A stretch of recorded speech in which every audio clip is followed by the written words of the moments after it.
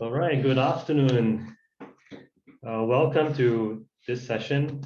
I hope that the morning session were inspiring and thought-provoking for you. But after lunch, we have we have some time to go through this journey together. It's a pretty small group, and perhaps the one that you went through in the morning. And I intentionally kept it small because I think that we can all practice a bit better in a smaller group like this. So so this session is about ideas to action. It's a it's trying to bring in practical steps that that all of us can take when we're thinking about solving problems. And when I'm sure many of you here have ideas. You might have some inspiration, or you might already have been involved in some project one way or another. But if we look at those things that you have that you're inspired by, or you have certain solutions that you want to bring to the market, and you want to solve a certain problem, if we look at those ideas are attached with problems. And so today we're going to do a bit of open heart surgery on those on the one of the first few steps when you're taking on this journey from bringing this idea that you have to whatever conclusion that you hope to have. And we're going to start with just the problem. And we only can do so much in 1.5 hours. And so I want us to be really focused on this, really looking at problems. And problems are amazing, right? Like, I mean, there's a lot of problems in this world, and a lot of it brings suffering to a lot of people. And we want to help a lot of people, get rid of their problems. But it's also a chance for us to look at the opportunities that the problems present us. And it gives us, like, any pain that we feel in the body, kind of like a spotlight on where to look. And so the first step that I want to, that I want to have all of us experience in this journey together in the next 1.5 hours is to look at some of the problems that you have. And it might not be, the save the world type of problems that I know that many of you are thinking about, but it could be mundane day-to-day relationship problems that I mentioned in the email as well. Because I believe that we need practice, and that we all have problems, big ones, small ones, professional and personal. And all these are ways that we can practice to look at problems and try to see how we could deal with those problems maybe in a different way. And because I run a startup, and I've been immersed in this social entrepreneurship world for quite a while now. I know that, and I've seen a lot of it happening, that a lot of startups and a lot of ideas fail because they don't really solve a problem. And to me, the problem is closely related to people. The hardest problems are not the ones that you see in the mathematical textbooks, right? The hardest problems are the ones that are complex, and they usually deal with people. They usually deal with relationships, and it is hard. And so it's really about solving a problem that people really care about, that people really find that there is a really a big need. And a story comes to mind. I heard this a while back. So in Africa, there was a lot of effort trying to bring water into rural villages, and they thought that since women are traveling 5-6 miles a day just to get water, they figured let's build a pipe from the well to the village so that there is easy access for the women, and that saved them a lot of time to get water. It turns out that after investing a lot in that solution, that the women were still traveling 5-6 miles a day just to get water. And the reason is very simple. The reason is that the women found that the walk, that 5 to 6 mile walk, was a respite from the drudgery of being at home. And they found a lot of peer support and connection while they're walking together with women in the village for 5 to 6 miles. And they really like that. They like that social element, collecting water. So while the solution was great, right, a lot of money was spent, but there was a secondary issue to be faced, and maybe it's women empowerment, all right? It's no longer this, servicing water to the village. So what I think the meta objective for today is really for us to zoom out, all right? It's really for us to zoom out.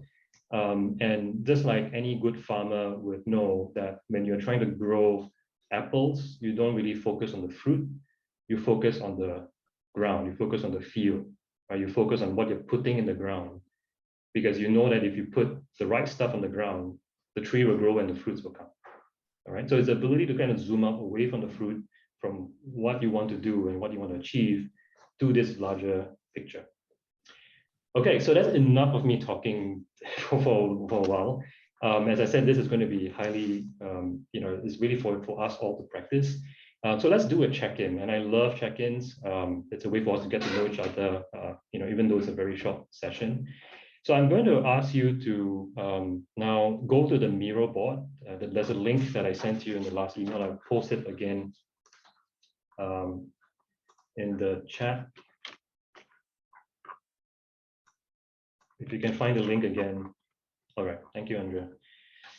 Now, if you cannot view it, please let me know. Okay, then I can share my screen. But if not, if everybody can go onto the app, that'd be great. That'd be perfect. Right. So just let me know if you cannot access it for whatever reason, and it will start from there. Okay. Now, if I see that there's 13 people already on Miro, that's great. Now, I would like you to find my profile picture right at the top. Right. You will see a little small, yes. Please click that, and you will go directly. You will be following me. Basically, if I move my screen, you'll be able to see me. Okay, so yeah, so remember to just click me, all right? There's only, okay, I'll just bring everybody to me. All right. So anyway, I'll just keep clicking that so that you'll follow me as I go along. Okay, yeah, if there's any problem, this shout out or on the chat, and we can try, we'll help you out. Okay. Okay, so let's do a check-in and oops. Okay, wait, I need to lock this. This happens sometimes.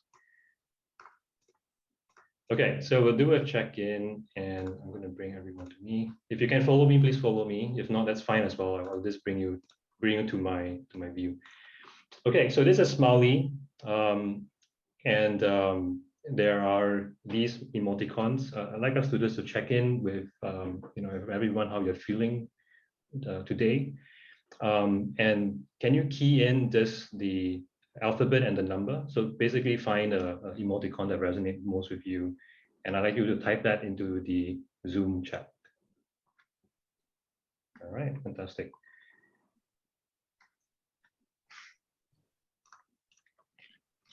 C1. Okay, so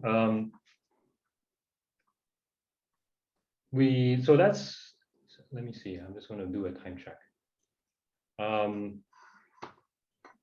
And I think we will wait. Okay, so thanks for checking in. So let's look at the responses. You can also look at what your peers have been writing. I'm going to make sure that I'm pronouncing the names correctly. Meng Teng. How do I pronounce her name? Sorry if I'm just. No worries. It's Mang Ting. Mang Ting. Okay, you're a D1. Welcome, Mang Ting. And then we have Ritika, A1. Am I pronouncing your name correctly? It's like for me to practice. Hi, yeah, it's Ritika. That's Ritika. correct. Yeah, I'm A1. All right, A1. On the workshop. Thank you. And Anastasia, you're a B1. Yes. All right, welcome. Li Zhe. Welcome. You're C1. We have Andrea and then Sanjeev, an A1. Esther, an A1. A lot of A1s. Namita, C1, Looking Studios. We have Jennifer, is also A1. Amara, a B1. Well, everyone's like ones. Then you have Xian, that's D1, right? Feeling a bit wonky, maybe. I'm a C1, like, I'm looking at too much at screens this week. And then we have Vilasani. Am I pronouncing the name? Can you guide me? You Vilasini. can just call me Vila. It's actually Vilasini. Vilasini. Okay, great. You're an A2.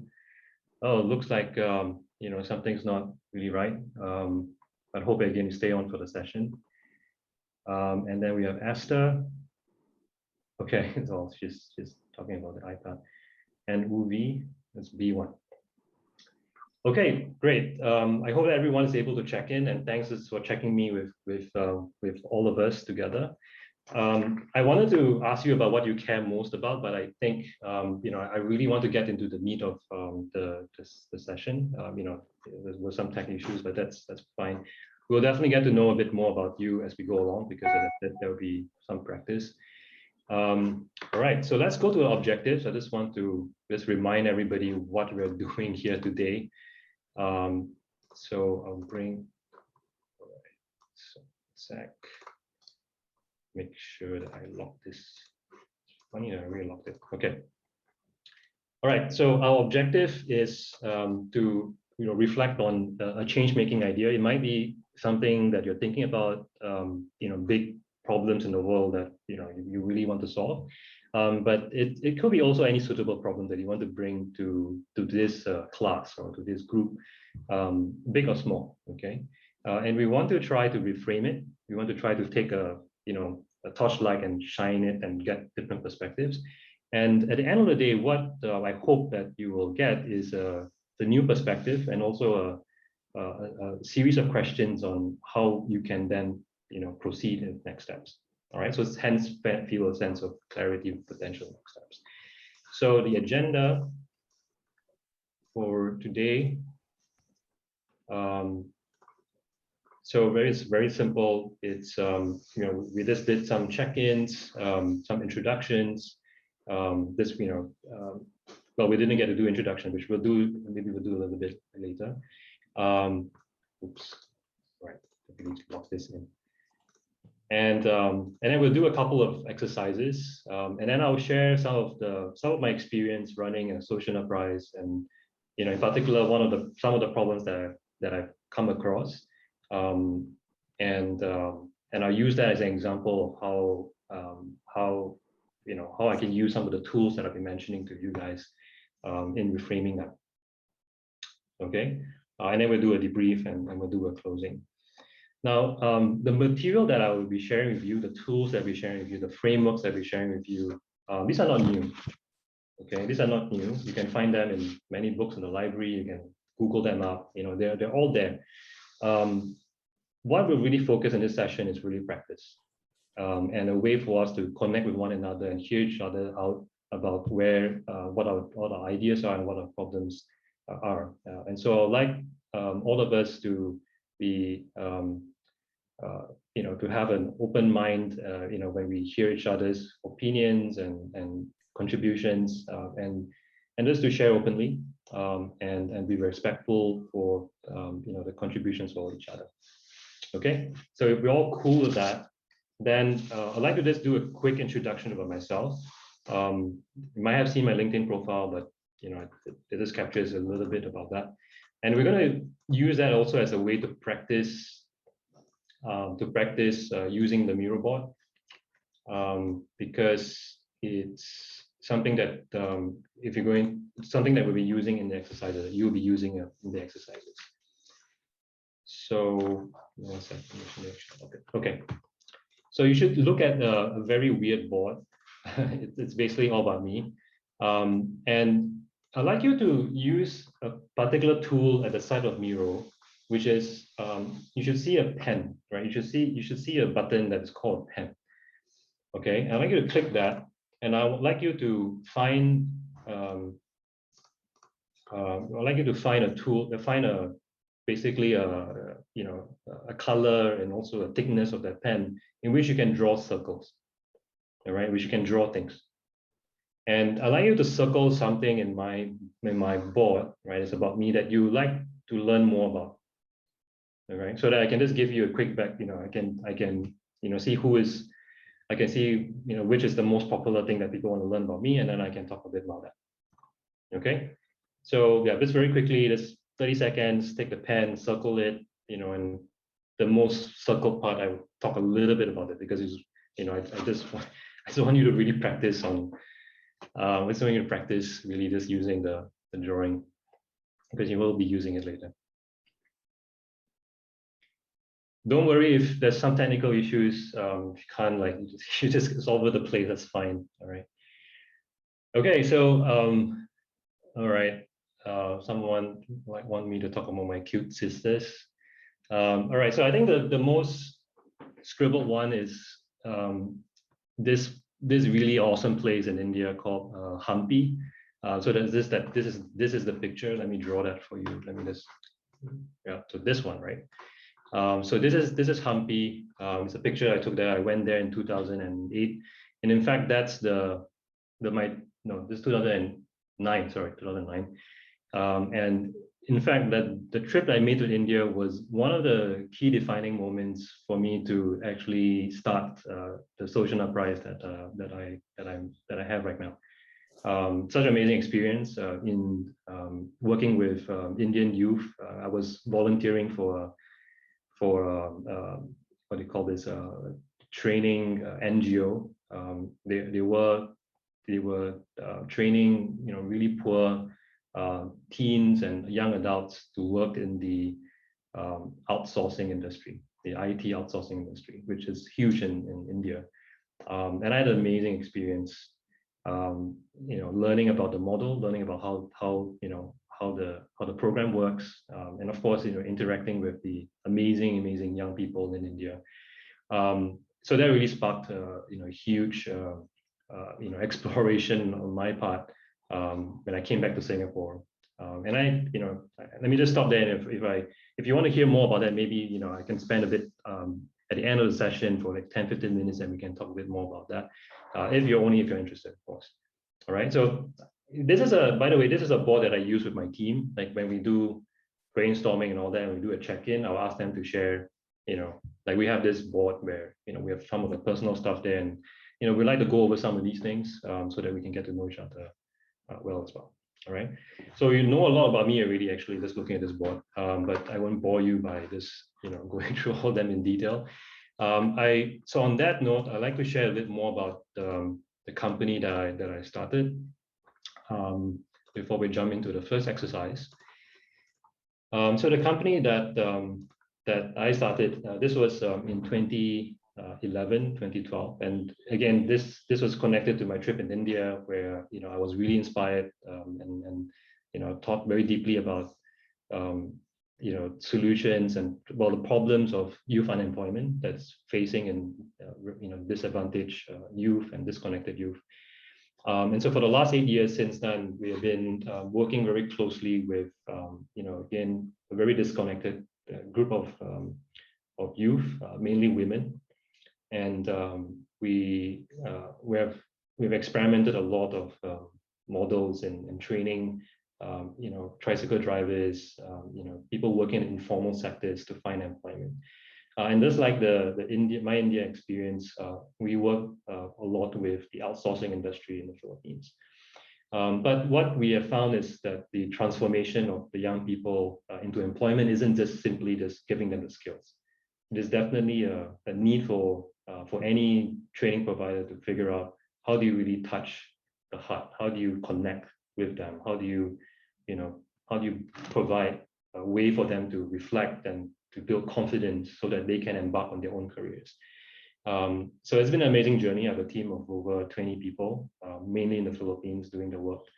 And I'm currently stuck in Singapore since COVID, exploded last year. I've been back in Singapore, but most of my team is in the Philippines, really doing the hard work. We're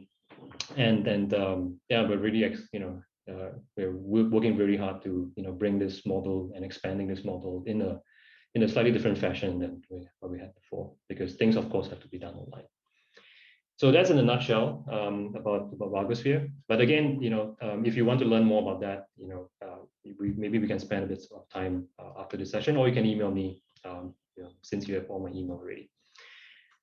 Okay, so Now I want to jump straight into you and what you're bringing to the table.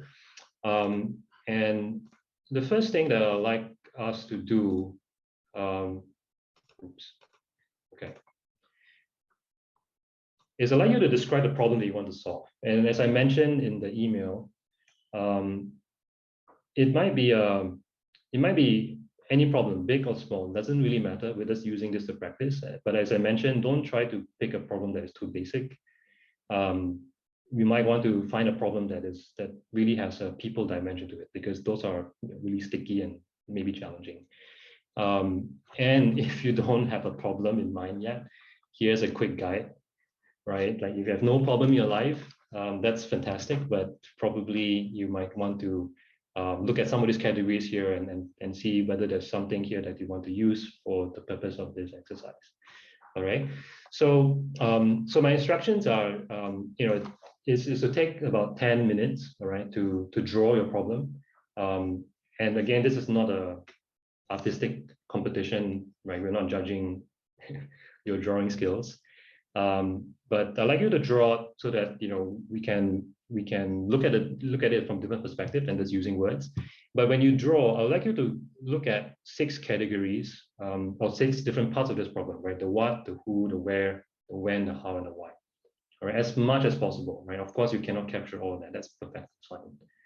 Okay. Now, okay. So where are you going to draw this? Right? Where are you going to draw this? Now, if you can now zoom out. Right now, if you zoom out, you should be following me. I hope you're following me. If you zoom out, you should be able to see this. Now, on the left side, you should be able to find your name. Hopefully, I'm going to open up all the tabs. Please find your name and go to and zoom into your name and to the board. And that's where you can start scribbling and drawing your problem. Got that? All right, so find your name. If you don't find your name there, just let me know and I'll just create that in a second. Okay, now you can ideally draw, right, using the tool that you used just now to graffiti the slide that I had. Or you could, if that doesn't work, you can use a post-it or you can use the text function as well, right? But best if you can draw it. And after about 10 minutes, I will pick some of you to just share a little bit about your problem. Okay. Sorry, Zhihan, my name is not there. Sajiv here. Sajiv, okay. One sec.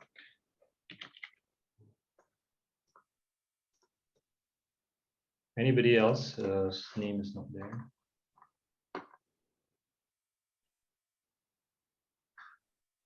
Hi, Zhihan. This is Ritika. So to understand, I need to fill the 6 boxes with the problem details, right? No, don't fill the 6 boxes. You have an empty space in your board, right? In the empty space, I'd like you to draw the problem out. All right. The 6 boxes is just kind of a reminder of what your drawing should capture. Sure. So draw as in, because like, how do you draw a concept? Draw the problem, not the concept, right? Draw, whatever the problem presents, draw it out. Maybe a pain, right? Maybe feeling like this is a pain point and, like, where's the pain coming, right? Like, draw it out. Understand. Okay. Okay. So no writing, it's drawing. Yes. No. If all things fail, like if you kind of like give up on drawing, that's fine. Like you just do a post-it, right? But I hope that you can give it a shot. Okay. All right, Sanjeev. All right, I'll key you in here, the last part. All right, Sanjeev, you're good? Yeah, okay, thanks. All right. So we'll have about 10 minutes and you'll hear some music. All of you now are like Miro experts. Amazing. Anybody had difficulties? Looks like everyone is doing okay, huh? All right, this is going much better than I expected. Okay, I think we have very nice pictures already. Okay, now I really want to give everyone a chance to share, but we need to keep this pretty short, like 30 seconds. I'm not going to time you guys, but to try to share this very concisely what your problem is. And and we'll all visit your problem. We're gonna go to your board and we're gonna take a look at what you have. Right. So we're gonna start from the all right, we're gonna start from the bottom. Right, so we start from the top, right? We'll start from the bottom. All right, so if you can follow me, that'd be great. All right. Sorry if you're still writing and I kind of disrupted that. Let's go to Sanjeev first. Okay, Right. sure. Yeah. Hi. Okay, for me, I'm basically running a welfare home. So I've got a lot of people under me. I've got about 50 odd staff. And for me, the problem is, as you mentioned earlier, people problem where some of them just don't get along and they have their own groups. And when it comes down to work, they like to complain and not really focus on getting the job done happily. So yeah, that is the main issue that I'm having at the moment. Oh boy, that's such a universal problem. Yes, I'm sure. And also very difficult. All right, thanks, Sanjeev. No problem. Okay, let's go to Andrea. What's your problem? Hi guys. Okay, so I'm a student and I'm just starting out, getting my idea, like my head wrapped around the idea of a career. So right now it's really overthinking to the maximum, wanting to do 10,000 things at the same time. But sometimes, underestimating my abilities and overthinking my problems. So this was my very poor attempt at the brain, but yeah, overthinking is a really big problem for me right now. So it's just easing my mind and knowing that everything's going to work out if I really work hard for it. Wow, words of wisdom. Thank you, Andrea. Thanks for sharing. Thank Right, well, you. hopefully we can try to unpack that, and not by overthinking about overthinking. Like Perfect. that would be not so good. Okay. Hopefully, yeah, we're not gonna try about overthinking about things. All right, let's go to Jennifer. Hi, everyone. Okay, so I drew two problems. The first one is like professionally speaking. I'm the new services action coordinator for my school, and I kind of need to like revamp and like revitalize the program. And so I have some ideas and everything, but I'm working with 5 different age groups. And so then I guess like my question is like, how can I really like take it off next year and really like have as many kids as possible like energized and enthusiastic, like how can I really bring it to life and get them motivated. And the lower half is kind of like in my personal life, I really like to read and learn about like climate change and things like that, and just like everything that we're doing to the planet. And so I tried to show like the temperature and pollution and stuff like that. And it's just like as an individual, like I'll pick up litter or compost or whatever, but like how to make an impact on like a bigger scale, like of course we can all do our part. However, when it comes down to it, like the changes have to happen a little bit higher up. And how can I be an active participant in that? That's a great question to start. I think that's it's definitely something that we I think as individuals we always think, how can we be doing more than just in being involved in a small way, like from a climate perspective, like this is not this taking plastic straws like the most impactful thing that I can do, so I definitely feel it. Thanks Jennifer for sharing. And let's go to Lisa. Okay, so my problem would be, I think, kind of similar to Jennifer's second problem. So in terms of the climate, how are we, people studying different subjects, how are we going to come together to form interdisciplinary solutions to the climate crisis? So whether are we even on the path, are we even going to reach the 1.5 degrees threshold? Yeah, and I think also maybe like struggling with like climate anxiety, perhaps, maybe not anxiety, but like worry about the future. Yeah. Right. Like what will happen to my children and people the next 20, 30 years. Young people are really going to be affected. All right, very important questions. Thank you, Nita, for sharing. And let's go to Ruby.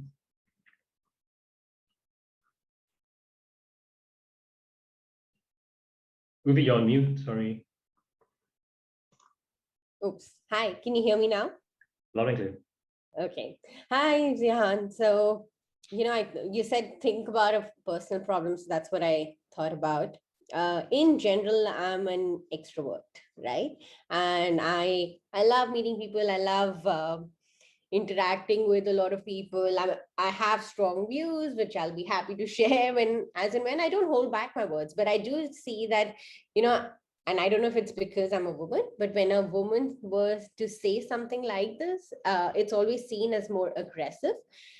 In general, even whether it's at work. So if I were at work and I would have a point of view and I would try to do something, people would think, oh my God, she's so aggressive.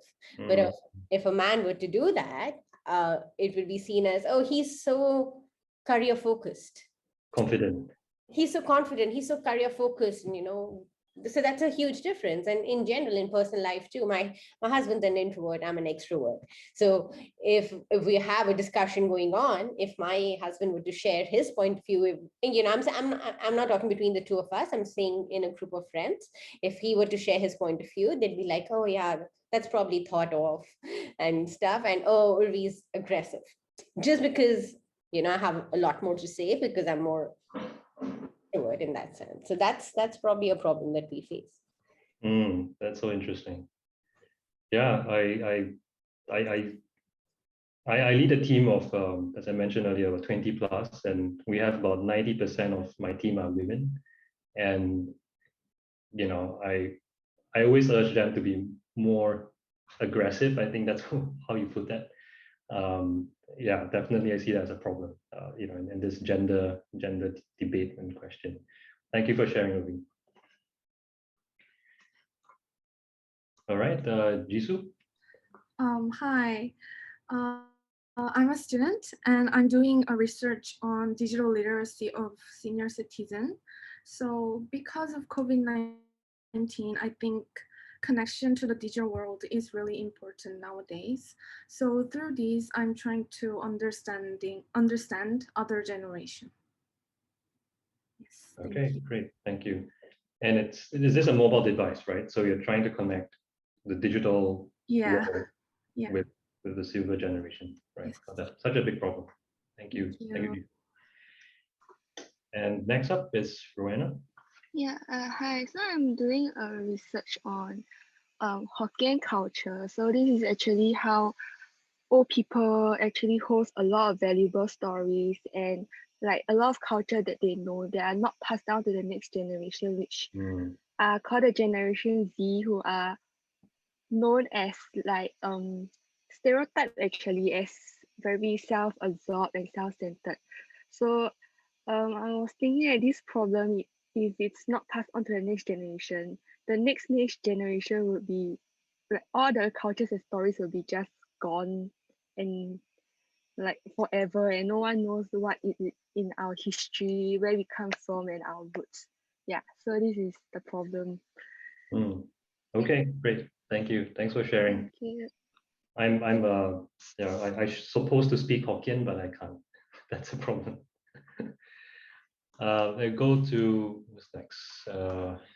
Isian. Hi. Yeah, Isin here.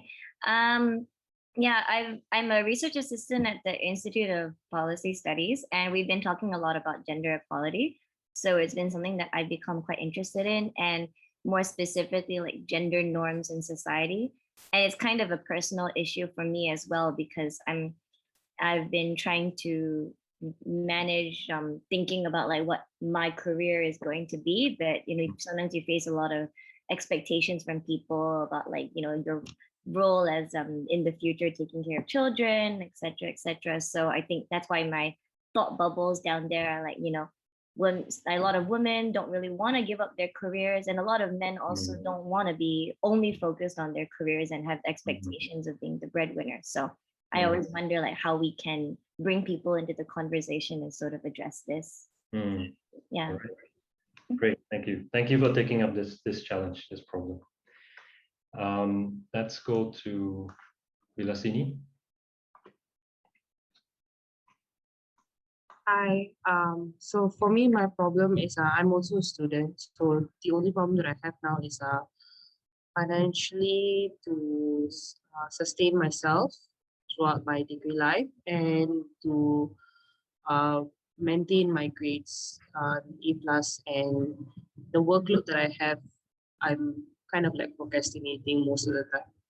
And I'm trying to like organize a bit more, manage my time well, so then I don't have like a pile of work by the end of the month before all my due dates. So that's like the problem that I'm facing. It's pretty common, I guess, but It is, yeah. yeah. And, yeah, one of the biggest problems that we face is managing ourselves, right? Is leading ourselves. That's so important, because if we can't do that well, then how do we expect that, to do it and to help others, right? Yes, Yeah. that's so true. So yeah, I'm just struggling with that only. I hear you. All right. Thank you. Thanks for sharing. And then we go to Meng Teng. Hi, so I'm a trainer at Girl Guide Singapore, and I work with all ranges of girls from primary school students all the way to young adults. So my current project involves me having to inspire and kind of like empower the girls to think about how they can create projects that target SDGs 5, 10, and 13. So we're looking at gender equality, reducing inequalities, as well as climate action. So my greatest challenge in this project is actually helping them believe that they can do something as well. And I think it's very difficult because at their age, they don't see that they have the ability to start change. So a lot of them are very reserved when it comes to their projects. So I hope to be able to find a way to inspire them to speak up so that they can do more, or believe that they can do more. That's so true. It's like, we always talk about the skill gap, right? That there's this big skill gap, but I think a lot of the gap is aspirational in nature, like an aspiration skill gap or aspiration gap. Yeah, and then particularly for women, as I think some of our friends here have touched about it as well. Thank you, Martin. Thanks for sharing. Let's go to Anastasia. Hi, so I'm a student. I'm currently pursuing my master's degree in design, and I'm actually doing a research on Peranakan culture. So I found out like Peranakan culture in Singapore is seen as like a museum topic, and it's dying with the older generation. There is especially a lack of mechanism to preserve the intangible heritage, with very few traditional craftsmen left in Singapore, with no one to pass the skill to. So with my research, like I'm hoping to come up with like a design for social innovation, what I can do to sustain and align the processes of social change towards this cultural sustainability. So basically the problem that I found, like these traditional Peranakan craftsmen, they're having a problem adjusting in the modern world, so they cannot reach like the public. They don't have the access to that. So that's what I'm trying to come up with my design to provide this social change towards cultural sustainability. Right. Well, I think this is usually connected with who was the one that talked about Hokkien? Was it Roanna? Yeah, it's actually, we're actually classmates. So oh, okay. she's actually, So yeah, our topic was like, we're doing research on culture in Singapore. Yeah. I see. Okay, well, it's a very fascinating topic. Thank you. Let's go to Amara. Hi, so I'm a middle school student from Indonesia, and actually the only problem I can think about is the low welfare of farmers in Indonesia. So with that being said, in the last 2 years, me and my friends has actually developed a social business to solve this problem. And we had worked with 23 farmers and developed 30 farmers product. So the biggest challenge is to change the mindset of the farmers that still using the traditional way of agriculture. So yeah. I hear you. Wow, great. That's an interesting project you have there, and yeah, you meant, I think the problem you're saying is, is behavior change, right? Like how do you persuade, how do you get people to shift from mindsets? That's such a problem in not just, we're dealing with farmers. I can tell you it's also, even in organizations, big and small, it's a big problem, especially now that the world is changing so much. How do we change, and where does change start? But great, thank you for sharing about this project that you have in Indonesia, and sounds like you're doing a lot, great work with the farmers. All right, let's go to Ritika. Thanks. Hi, everyone. I've put two problems. One is from the region in India that I come from. I come from Jodhpur. And recently there was a research done on the domestic help in my area by somebody I know. And it was very alarming, the amount of financial inclusion that they have. A lot of them don't have access to banks or are too scared to reach banks. And they pay interest rates in the range of 80 to 100% per annum just with local finance providers, and it's all because of lack of awareness. So that is one problem that I feel needs to be solved, and it's close to heart because it's from where the region that I come from in India. And second is a personal problem of mine, which is I have 9 years of career so far in fundraising and banking, but I'm really keen to get into social impact, but I do not it's just a barrier I can't cross. Any roles that I look at require people with experience in social impact to fill the roles. And it's also lack of network, of lack of understanding of what roles are out there and where you can be a fit.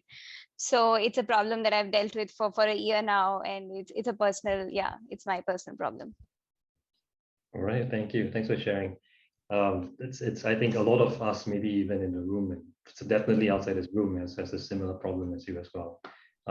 Okay, great. Thanks for sharing, Rikita. I hope that this session will give you some ideas. All right, I think this is the last one. Yeah, Esther, go ahead. Esther, you're on mute. You're on mute. You have to. Yeah, I was about to say that unmuting happens all the time. I always have a host to unmute me.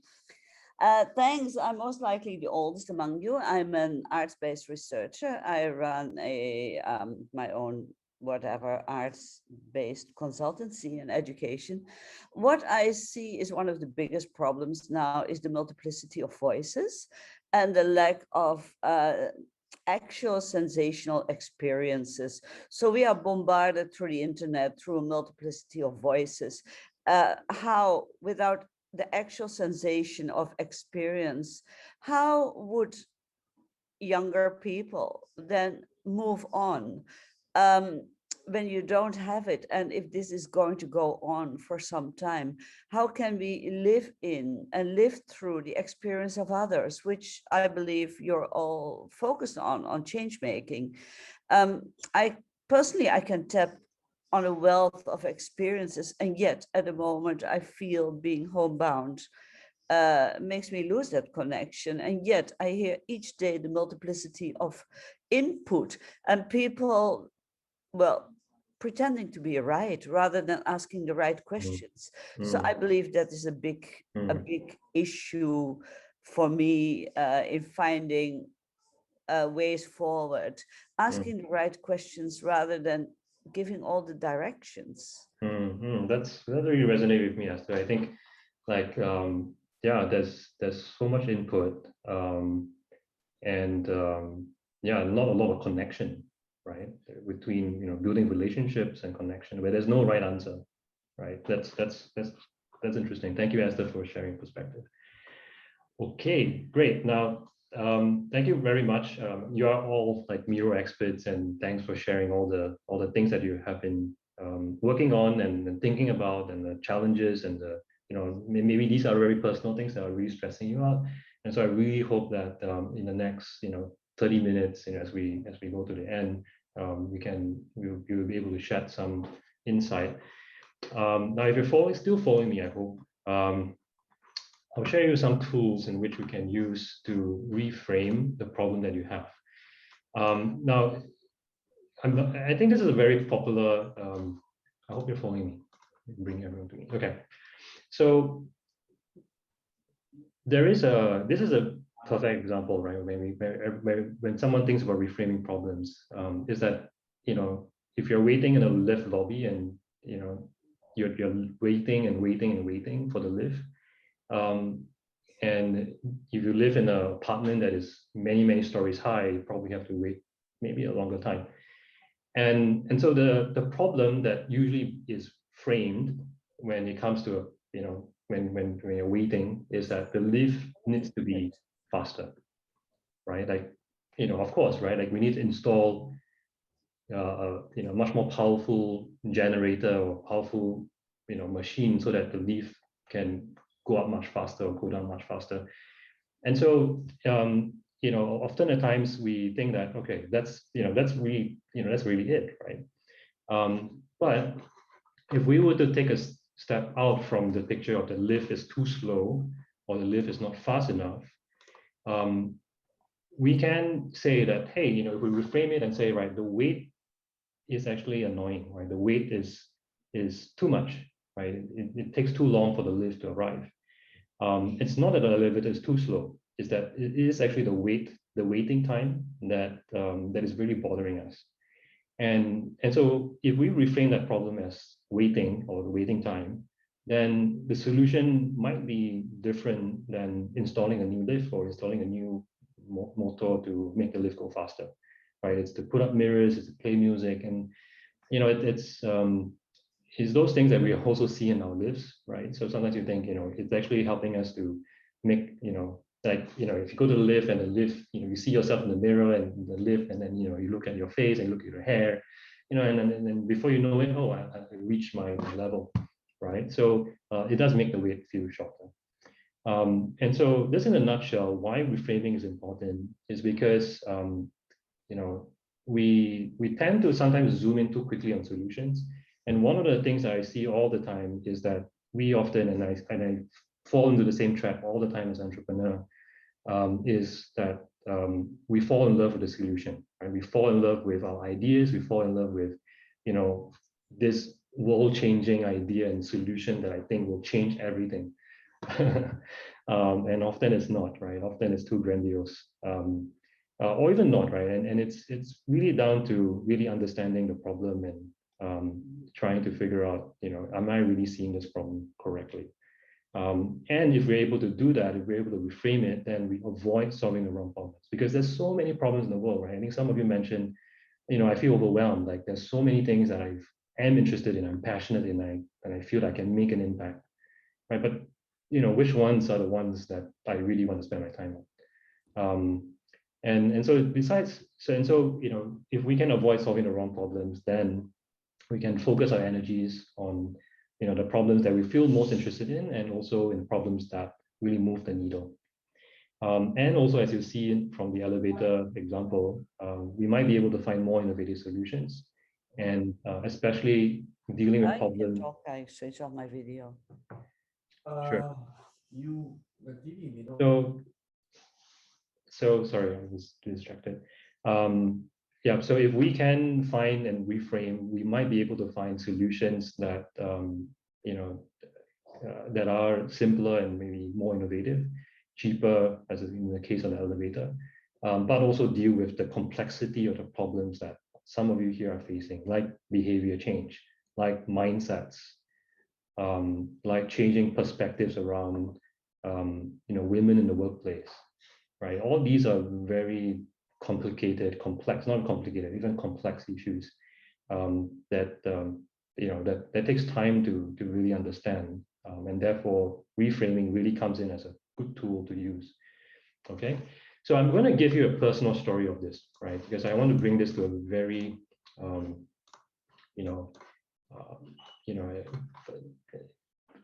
the ground, right, on a very practical level.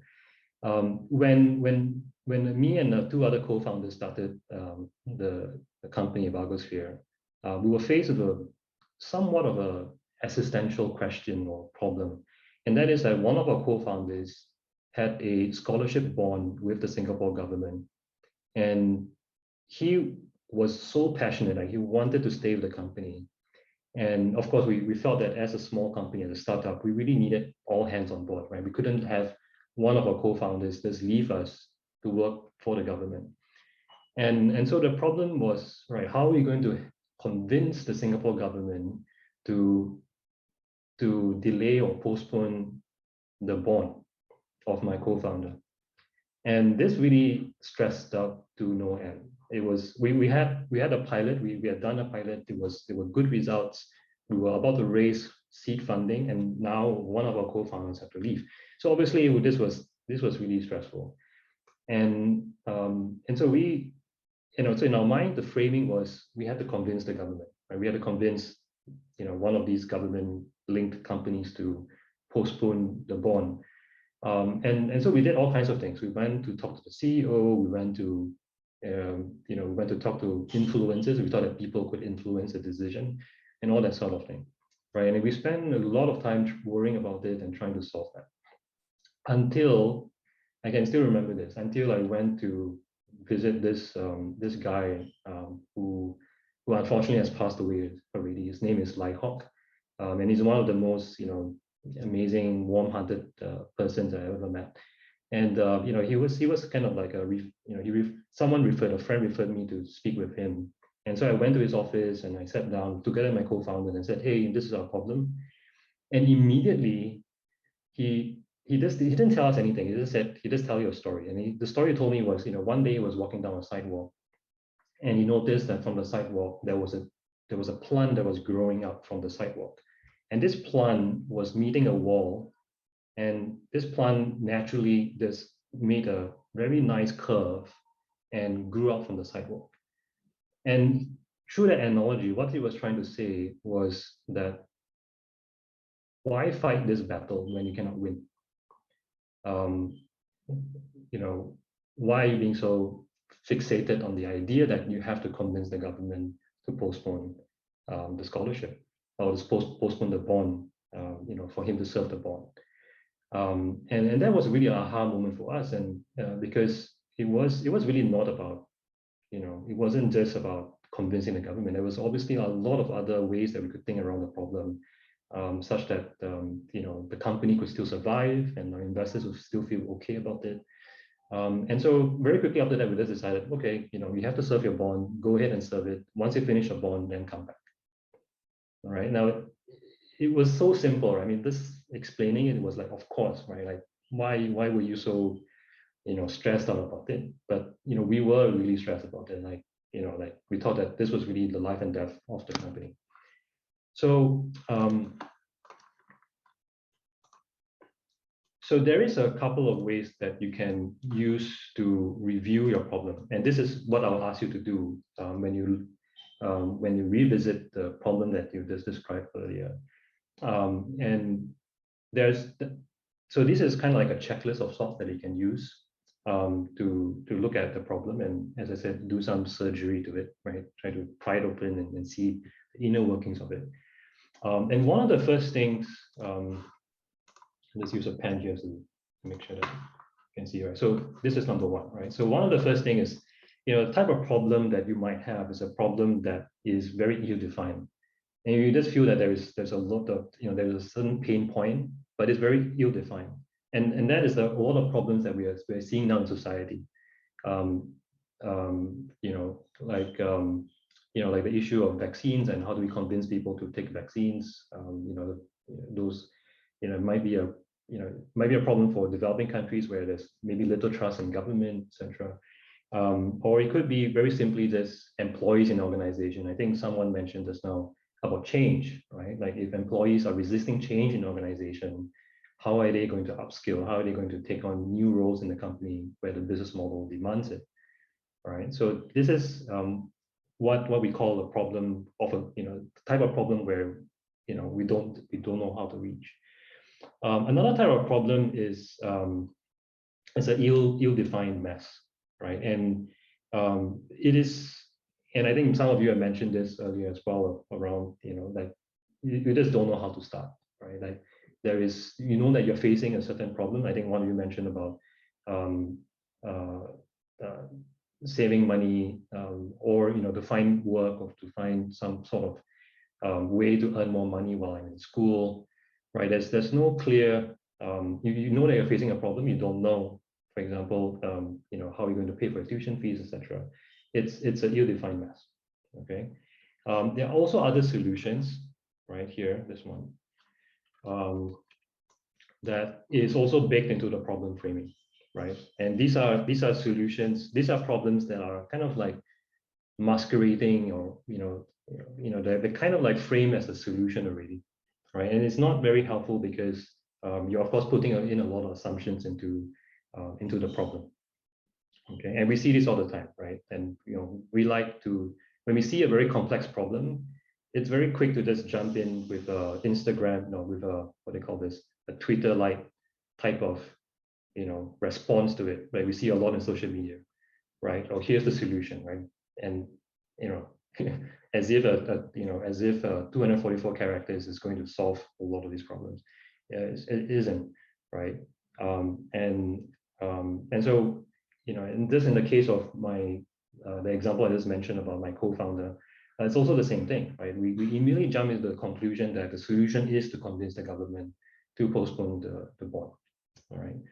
And often at times you can also use these kind of questions like, is it true? Like, is it really, really true that the elevator is slow, right? How do we know, right? Or what benchmarks are there to say that this elevator is really slower than everybody else, or any other elevators? And often there's also a lot of self-imposed limitations, as I want to just mention with my co-founder. And it's important to here to really look at the bigger picture and maybe even talk to the people who are really affected by it, right? And we'll talk a little bit more about that, or how that can be done. Is the problem clear, right? And how do you clarify that problem, right? Often that means talking to people who are having that problem. With whom is the problem located? Again, that's related to problems and understanding problems. Are there strong emotions? This is a bit more about language and how you are framing it in the way that's constructive. Sometimes if a problem is too emotionally stressful, you might react to it and say that and create a problem or language that really creates more problems. You want to frame it in a way that is neutral, without too much negative connotations to it, right? So that you can use that to engage yourself and engage with others. Are there false trade-offs? Trade-offs are like, it's either A or B, right? Like, how do we?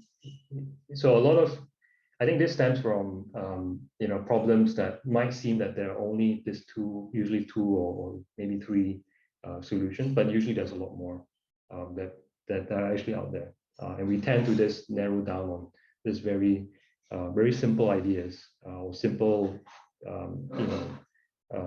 insights to say that, all right, it's either this or that, right? And this doesn't even happen on problems, right? This happens to simple relationships, or really in relationships where we sometimes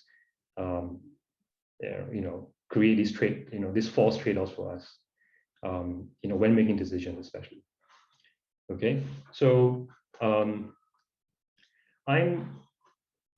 so a lot of it is practice. Like, it's not going to be like, it's not, every problem is very unique. You can't, there's not a predefined kind of like a step-by-step that you can do.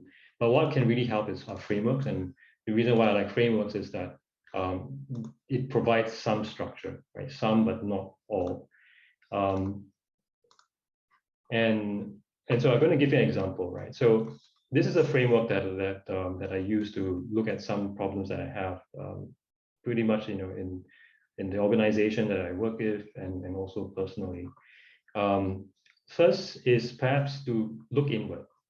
All right, is to look inward, and the questions that are in the inward side would be, what is the problem, right? In our case, it was, we have to convince the government to postpone my co-founder's bond.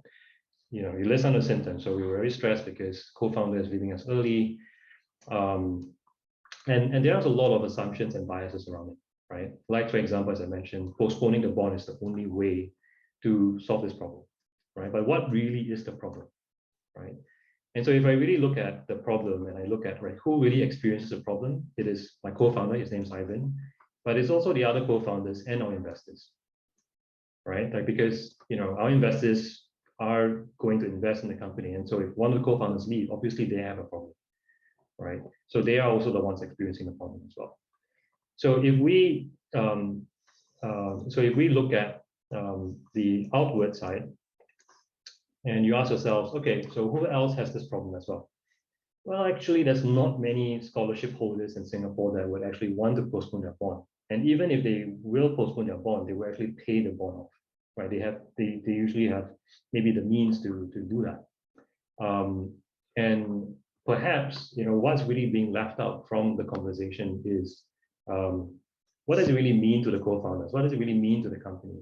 When Ivan leaves, right? When my co-founder leaves.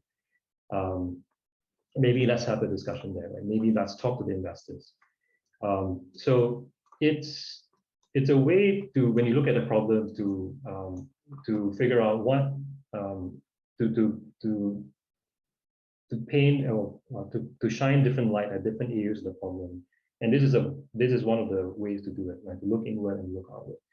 Now, once you have done, and this can be done very quickly, right? It doesn't take a whole day just to put out a few post-its and kind of dissect this out of it. But this obviously can be a starting point for you to start looking at reframing. Okay, so if I were to restate the problem that I have, which is convincing the government to postpone my co-founder's bond, the problem that I really have is that a co-founder is leaving the company, right?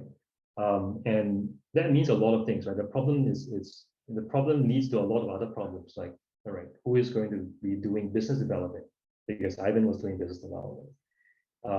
What I mean, that is also a problem that leads to investors' relationship, right? How do we make sure that we are building this relationship with investors, etc.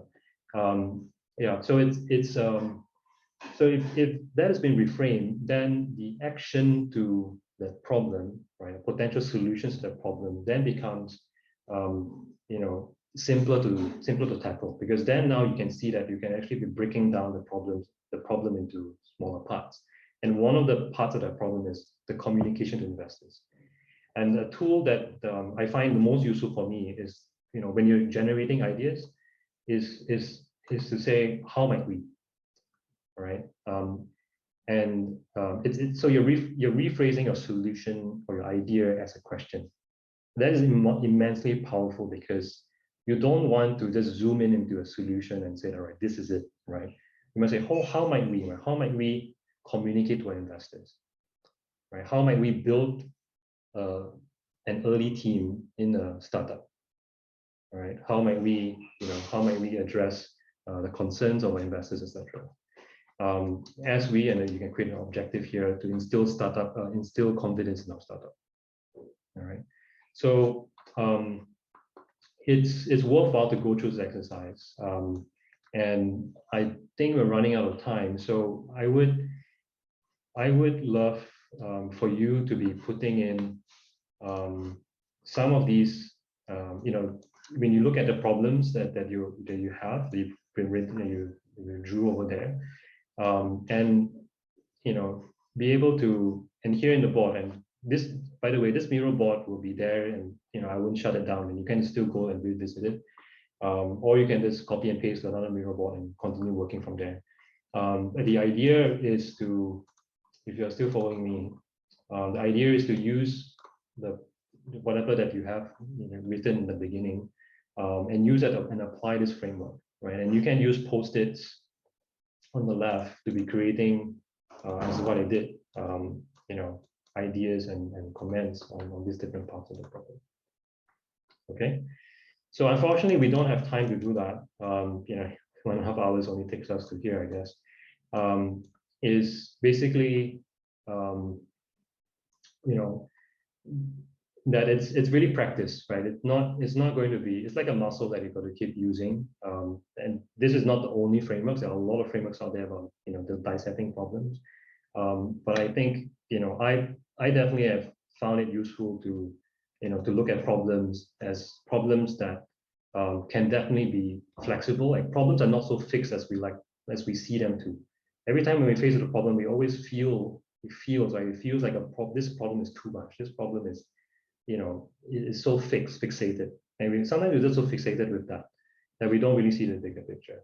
So if there's only thing that on the meta side, I want you guys to take away from is that to spend a lot more time on the problem, because if we spend a lot more time on the problem, actually the solution might emerge from really that understanding. Okay, so we have about 10 minutes. I'd like to do some closing. I'd like you to share what's your major takeaway, and yeah, maybe we can just go around the table and and have your reflection on this. Maybe take a moment just to ponder about this for a while, yeah, I'd like to get your feedback on what's your major takeaway. I can just go from my screen here. Let's see. All right, let's start from those without videos on first. Vilasini. Hi. Okay, so my major takeaway from this experience is that now I can like have an idea on how to tackle my problem and to use the methods that you taught to like make a change for myself. So that's like my major takeaway. All right, thank you. Thanks for joining us. Rowena?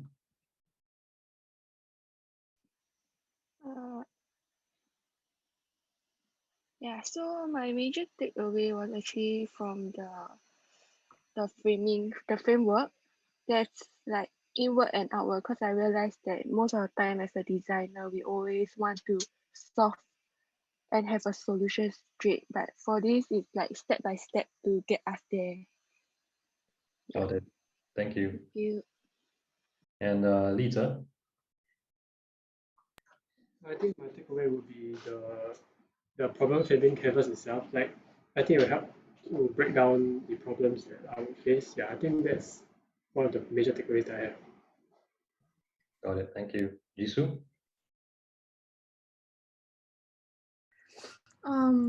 For me, my major takeaway from here was defining my problem. So because defining problem is the start of solving problem. So yeah, I think that's reframing the problem was my biggest takeaway. Got it. Thank you. Anastasia? Hi, my biggest takeaway, I feel like I got a better sense of clarity of what I'm supposed to do next regarding my problem. And also I was looking at other series of questions that surrounded my problem statement. Like it opens up like more questions for me that I can answer about my problem. Yeah. Okay, great. Thank you. And Mara? I think the biggest takeaway is to build a problem framework to solve that problem. So yeah, I guess that's the biggest takeaway. Thank you. Esther? Yeah, I think it is good to have a systematic approach, to any problem. That is basically, whether it always works, that is something you have to be always critical about. So sometimes you have to go deeper. Is the problem we are raising really the problem? So, sorry, no worries. that's my dog. He wants to have a say too, so... like I say, I think there's going to be a lot more problems we have to look into that are part of the problems we are mentioned. So be holistic in the approach. That's all I can say. Great, thank you. Thanks. Thank you. All right, Zhihan? Yeah, thanks for the session. It was really good. And I liked being able to sort of like visualize and like, get an opportunity to just like think about the problem and hear from other people. But I think my biggest takeaway was definitely the problem framing, like reframing the problem, like all the questions that you showed us, as well as the sort of canvas that you can use to represent it and look at it visually. I think it's really helpful. Thanks. Thanks a lot. Thank you. All right, Ruby.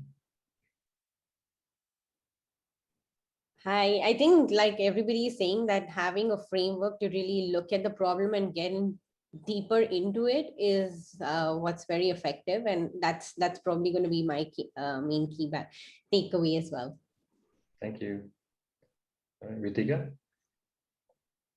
Yeah, I think my two takeaways are the problem framing canvas. That's very interesting. I'm really looking forward to applying it to my problem.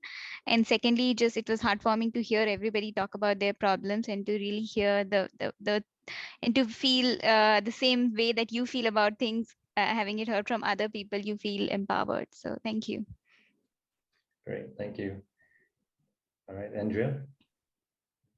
Hi, firstly, thank you for your amazing sharing. I think for me, like if I could summarize it in a phrase, the only person you have to be better than today is the person you were yesterday. I think we overall get so wrapped up in wanting to see change fast and change immediately that we neglect the process and the fact that the journey is actually way more important than the result. So I think, a major takeaway is to really take your time. You don't have to have the solutions or answers in an hour or in a day. I think it's more worthwhile to, experience and learn the journey and really, experience it and even enjoy it. Even if you have struggles, you should enjoy it.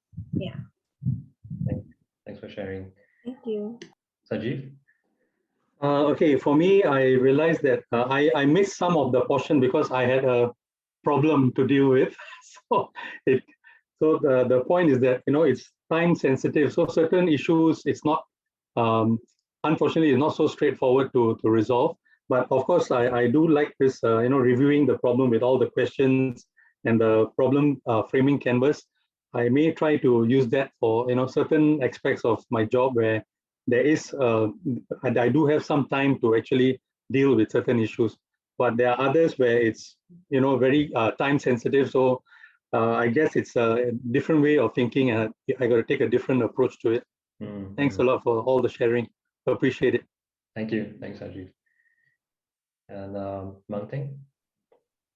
Thank you to everybody for their sharing earlier. So it's really nice to hear that, like I'm not the only one with the problems, right? So I think what I would like to do from after this session will be to actually take the approach that you have shared with us, specifically the concept of reframing problems. I think that will be really helpful in helping the girls maybe understand the root issues that they are looking at.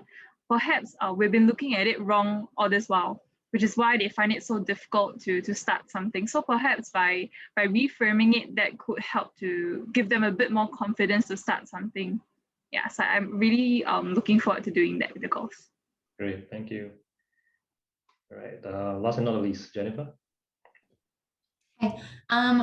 Two things. First of all, this is my first time using Miro, and so it's really interesting. So I might look into that more. And then secondly, kind of like everybody said, is just the reframing. Like for me personally, whenever I have a problem and I'm stressed or feeling overwhelmed or feel like it's too big, I kind of become more fixated and more inflexible with my thinking. So by having a framework that can give me step-by-step guides to unpack it and make me look at it in a different way, I think is really beneficial. And like everybody else, I'm really excited to give it a go and try it out. Great, thank you. Thanks everyone for sharing. And it's I really appreciate that you spent the last 1.5 hours of your precious time with me. It's this is really a drop in the bucket. Like there's tons of material out there, but again, it's really it's the practice that is really will make it come alive.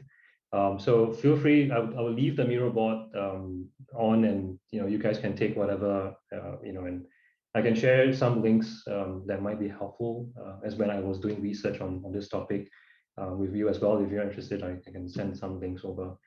And yeah, I really want to wish you all the best in dealing with your problems. Problems are not as scary It's how we see it that is scary. So I guess that's some consolation for us. But yeah, thank you for your time, and I'll hand it back to Andrea for photo taking.